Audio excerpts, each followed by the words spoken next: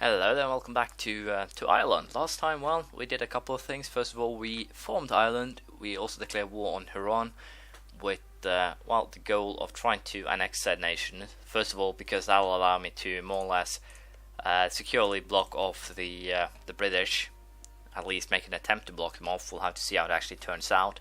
And it'll also give me some more, power to grow from. As you can see, thanks to the extra trade guy that I got from the expansion idea, we're currently making quite a lot of money, so I can't complain on that score either. I'm actually really tempted to take trade ideas afterwards, simply to boost my power a little bit more, but I'll probably go for defensive ideas or something along those lines. I don't really need the religious ideas due to the fact that, I don't need to boost my relations or anything like that, so I can live with it. But for the time being, we'll just go ahead, deal with Huron, and then we'll see what we'll do afterwards. But for the time, apparently this is the funniest battle ever.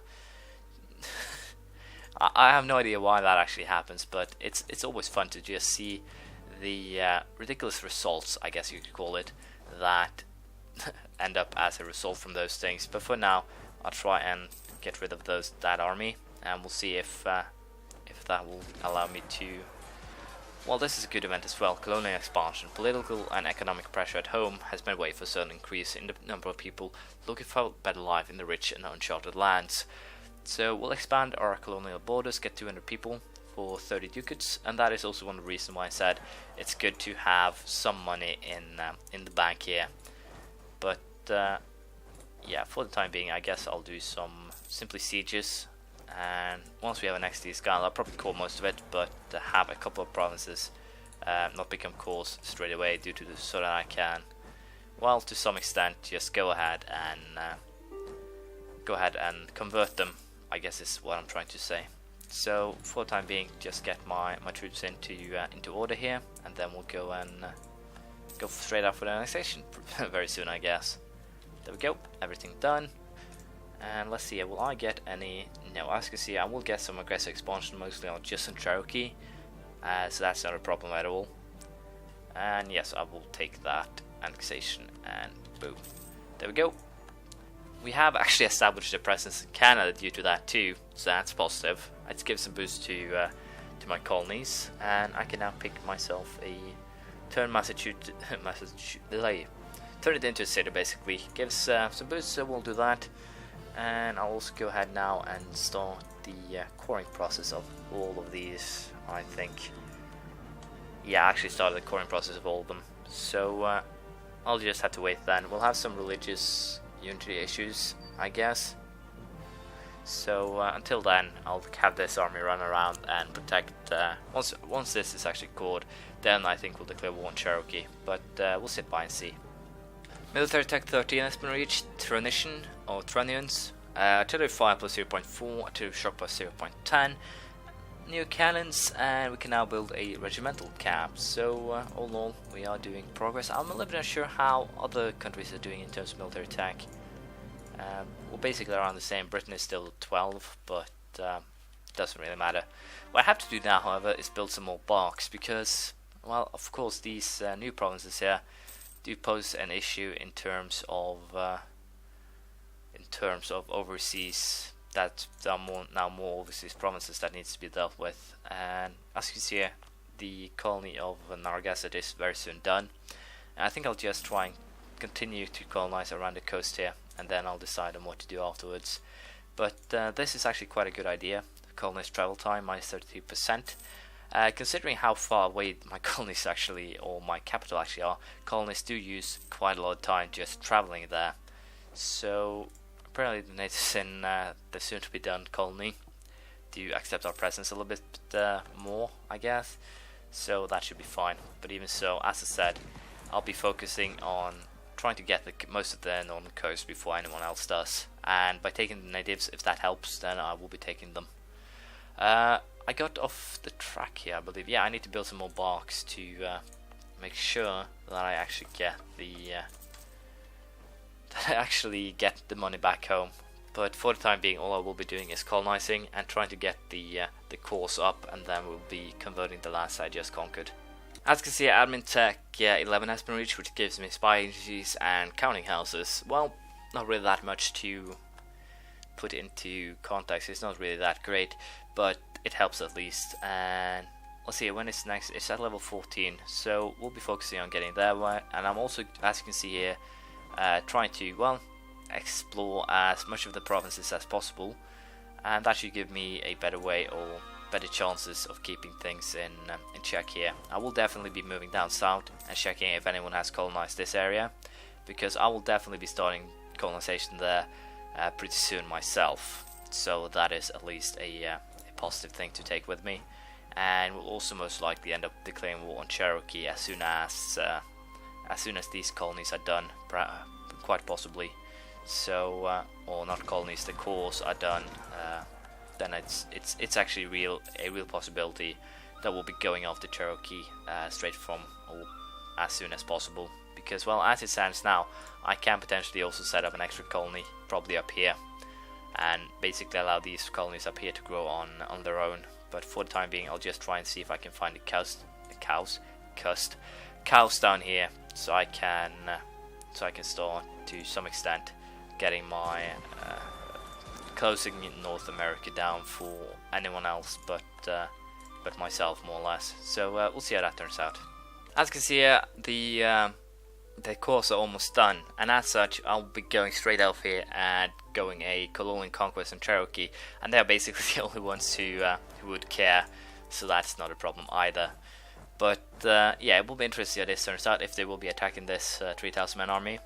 If they do, I'm pretty sure we will be able to defeat them even so it shouldn't actually be an issue. But for the time being, it'll definitely be a issue to try and convert all of this, or all the other provinces. Iroquois nationalists, they do have quite a risk of a uprising, but it shouldn't be a problem. But yeah, I definitely need to how should I put this, get myself, or convert the provinces that I have, and thus this could actually turn out to be what will, well, be a little bit too much in terms of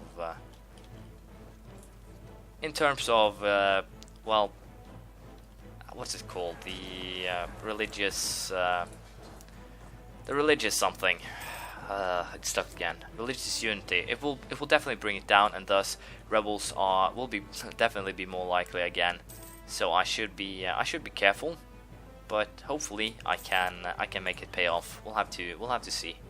Apparently the Castilians are basically wanting to get my alliance back up. I guess I'll just accept that for defenses of my own, and also the fact that their ships will definitely be helping in turn when it comes to or when we come to the point where we'll have to be fighting the British again. So that's at least a possibility, or a positive thing. But what I think I will be doing here is try and take these 5 provinces here, and that is just so that I can, well, secure the coast once again. But other than that, it's no real reason for me to take them. And also, as you can see, I'm making quite a bit of money right now, so I'll definitely be setting up a 4th colony, most likely to take these 2, and that should be definitely a possibility or a target for me here. How much will this? As you can see, the peace deal doesn't actually cost me any diplomatic power either, so this is good. I can also take, I guess they didn't actually have that much money. That's a surprise. Probably use it on mercs to fight me, which is kind of why I do not, which is kind of sad really. But I'll recall that guy, and we'll set up a colony here, and I'll probably just try now and secure the coast here. But other than that, not really that much to do. I'm a little bit unsure, can this guy actually, no. Apparently I cannot use these guys to just wander through, well, territory that's all through the Cherokee territory while they're exiled.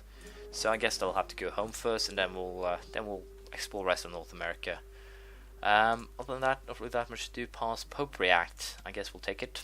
Gives an increase in missionary strength. And considering that I have a lot of provinces to convert, that's probably a good thing to do. Also go ahead and make calls of all the Cherokee, the 5 Cherokee provinces that we took. And other than that, not really that much to report. Apparently a colony has become all finished here, so that's good. I'll just go ahead and set it up. But it seems that Great Britain has run into some problems here, because they're not doing any more colonizing on their own. They've actually done, or they are doing some colonizing down here. That's about the limits of what they're doing. I should potentially go after Turks Island too, since I do have that possibility, and I'll probably do that once this colony is done. We'll take the or will colonize the Turks Islands then. But once again, I think I'm far behind. Yeah, I actually need to build 9 more barks, as it were. But as you can see, the Great Britain has actually forged a claim to some of my colonies, and that is not a that's not something to cheer hooray for. So we'll have to deal with that sooner or later. But for now, we're at least making quite a bit of money. So potentially, I could save money and then go for a simple war against them. But well, I could still actually have a war with Great Britain. Defender against Sweden, defender against France. So wow, that's a big fleet. Wait a minute, how many men does could still have right now? Could I potentially use this to my advantage? I seriously need to start paying. It's in G, not B. There we go. They do have 19,000 men, but I do actually have more, I think, or at least around the same number. So if I were to send my armies home, I could potentially deal with them that way. But I do not have enough ships to do that. Let's see how I'm far over my force limit, 20,000 men. What I can do here is destroy.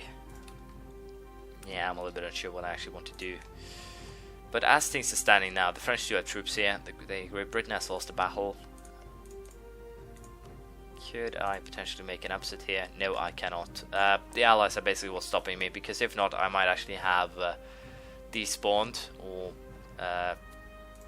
basically I'd have eliminated or destroyed my armies up here in north and simply recreated them down in Europe. So I could have done that, but looking at how things looks, no, I will not be doing that. Instead, I will be waiting more patiently, building a bigger colonial empire, and then we'll try again once it's grown a little bit. But it could be a potential thing to do, and it's definitely tempting. So we'll see how it turns out. I believe I do have my troop transports here. Basically, just be dropping these guys off on the Turks Islands. What I could do, of course, out here is try and simply declare war, seize a colony here. But I don't think that would actually pay off at all. So for now, I'll just try and keep colonizing and try and keep everyone out of North America, and then we'll deal with things as they go, more or less. It'll be interesting to see if we can actually make things work out to our advantage. Military attack 14 has been reached at Tenail. Combat fleet increased by 2, infantry fire by 0.5. I can now get some better cavalry, and I can now build a new fortress. Probably not will. I probably will not though. So that's fine. As you can see, we have, well, to some extent, found most of the land here. So at least now I have some sort of way to know if they have taken it or not. But that's good. Do we have the time? So apparently I got some shipbuilding issues, which is very rich, especially considering all the timing, since, well, I do need to build quite a lot of ships, so that does not help me in the slightest. But for the time being, I guess I could up the fleet maintenance a little bit, so that it doesn't actually take forever to repair the fleet.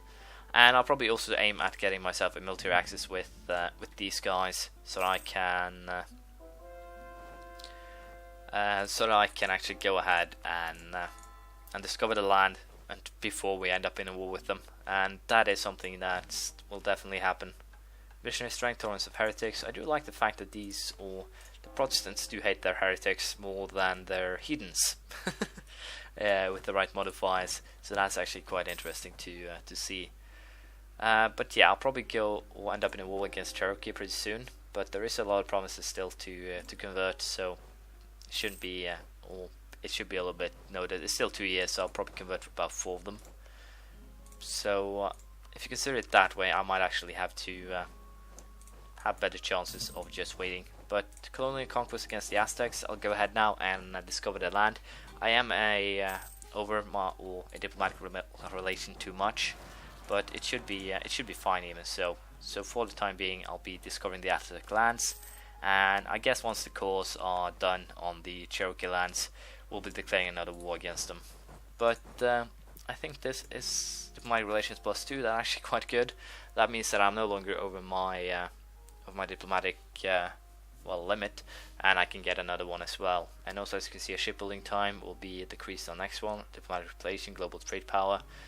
a lot of things that will probably help out quite a bit. Irish ID Advance 2, loyal Catholics. That doesn't make sense as we are Protestant, but I can live with it, I guess.